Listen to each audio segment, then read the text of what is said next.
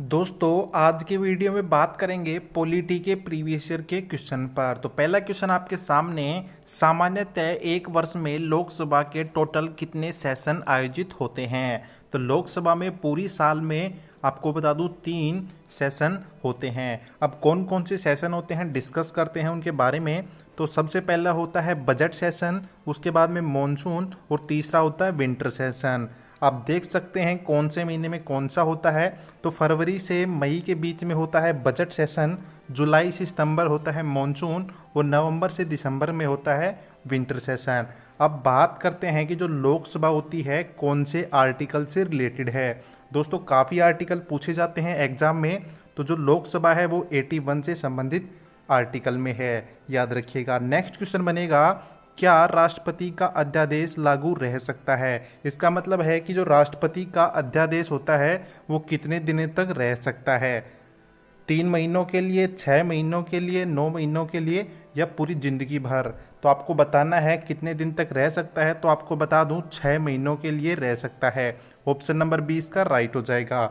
अब इसके बारे में जो फैक्ट्स हैं उनकी बात करते हैं कि जो राष्ट्रपति अध्यादेश जारी करता है कौन से आर्टिकल के थ्रू करता है। तो आर्टिकल 123 के तहत राष्ट्रपति अध्यादेश जारी करता है और यह जब राष्ट्रपति चाहे जब इसको वापस ले सकता है। अब राष्ट्रपति तो करता है तो स्टेट के ऊपर होता है गवर्नर। अब गवर्नर भी भैया अध्यादेश जारी कर सकता है किस आर्टिकल के तहत, आर्टिकल 213 के तहत। नेक्स्ट क्वेश्चन बनेगा, राज्य सरकार के कानूनी सलाहकार कौन होते हैं। एक तो होता है दोस्तों सेंटर में और एक होता है स्टेट में। तो अब आपसे पूछा है कि जो राज्य सरकार है उसका लीगल एडवाइजर कौन होता है स्टेट गवर्नमेंट का। तो वो होते हैं एडवोकेट जनरल। ऑप्शन नंबर 20 का राइट हो जाएगा। फैक्ट्स के बारे में बात करते हैं तो एडवोकेट जनरल दोस्तों किस आर्टिकल से संबंधित है। तो आर्टिकल 165 से संबंधित है। और इसको अपॉइंट कौन करता है। तो इसको अपॉइंट किया जाता है गवर्नर के द्वारा और ये राज्य में सबसे हाईएस्ट लॉ ऑफिसर होता है। अब स्टेट की बात हो चुकी है, सेंटर की बात करें तो सेंटर में इनके बराबर कौन होते हैं। वो होते हैं अटॉर्नी जनरल, जो किस आर्टिकल के तहत आते हैं 76 के तहत। अब आपको कमेंट करके ये बताना है कि प्रेजेंट में अटॉर्नी जनरल कौन है इंडिया के। नेक्स्ट क्वेश्चन है, अगर कोई भी राजनीतिक पार्टी है तो उसको राष्ट्रीय पार्टी बनना हो तो कितने राज्यों से मान्यता प्राप्त करनी पड़ेगी। 3 राज्यों से, 4 राज्यों से, 6 से या 8 से। तो इसका राइट आंसर हो जाएगा 4 राज्यों से उसको मान्यता प्राप्त करनी पड़ेगी। अब इसके बारे में टोटल डिस्कस करते हैं क्या फैक्टर है। तो दोस्तों आपको बता दूं 3 कंडीशन अप्लाई होती हैं किसी भी पार्टी को नेशनल पार्टी बनने के लिए। अभी हाल ही में आपने सुना होगा कि 3 नई नेशनल पार्टी जुड़ी हैं, एक को हटाया भी गया था और जो जोड़ी गई थी उनमें से एक आम आदमी पार्टी भी शामिल थी। तो 3 कंडीशन दोस्तों आपके सामने है। पहली कंडीशन है कि आपको लोकसभा सीट की कम से कम 2% सीट तो आरक्षित करनी होंगी। दूसरा नियम ये है कि जब लोकसभा के जनरल इलेक्शन होंगे तो उनमें कम से कम आपको 4 सीट तो हासिल करनी पड़ेंगी। और तीसरी कंडीशन जो है वो है दोस्तों, कम से कम आपको 4 स्टेट में जीतना होगा किसी भी राज्य के चुनाव में। तो ये तीनों ही कंडीशन आपके सामने है, जब भी किसी पार्टी को नेशनल पार्टी का दर्जा मिल सकता है। नेक्स्ट क्वेश्चन बनेगा, भारतीय संविधान का कौन सा भाग केंद्र शासित प्रदेश से संबंधित है। तो यूनियन टेरिटरी से संबंधित कौन सा भाग आता है आपको वो बताना है। तो ऑप्शन नंबर 20 का राइट हो जाएगा। पार्ट 8 किससे संबंधित है, यूनियन टेरिटरी से। आपको बता दूं इंडिया में टोटल अभी प्रेजेंट में 8 यूनियन टेरिटरी हैं। अभी हाल ही में जम्मू और लद्दाख जोड़ी गई थी। आपको और बताऊं तो सबसे छोटी जो यूनियन टेरिटरी है वो लक्षद्वीप है।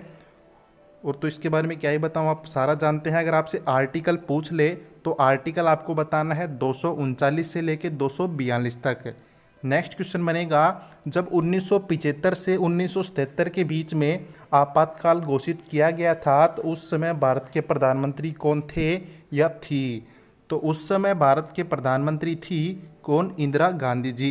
ये तो मोस्ट फेवरेट क्वेश्चन है एसएससी या कोई भी एग्जाम का। दोस्तों इसके बारे में डिटेल में बात करें तो आप जानते हैं 3 प्रकार के आपातकाल होते हैं। 352 में क्या डिस्कस होता है, कोई नेशनल इमरजेंसी आ जाए। 356 में राष्ट्रपति से संबंधित होता है और 360 में फाइनेंस से संबंधित आपातकाल होता है। नेक्स्ट क्वेश्चन बनेगा, किस कानून द्वारा भारत और पाकिस्तान को दो स्वतंत्र राष्ट्रों में विभाजित किया गया था? आप जानते हैं पहले इंडिया और पाकिस्तान एक थे, उसके बाद में अलग अलग हुए, तो किस एक्ट के तहत ऐसा हुआ था? चारों ऑप्शन आपके सामने हैं, तो इसका राइट आंसर हो जाएगा option number 1, India independence act 1947 के तहत ऐसा हुआ था। इसके बारे में डिटेल में बात करें तो इसको किसने पास किया था? तो इसको पास किया था कौन सी संसद ने? यूनाइटेड किंगडम, यानी आप बोल सकते हो अंग्रेजों की संसद ने इसको पास किया था।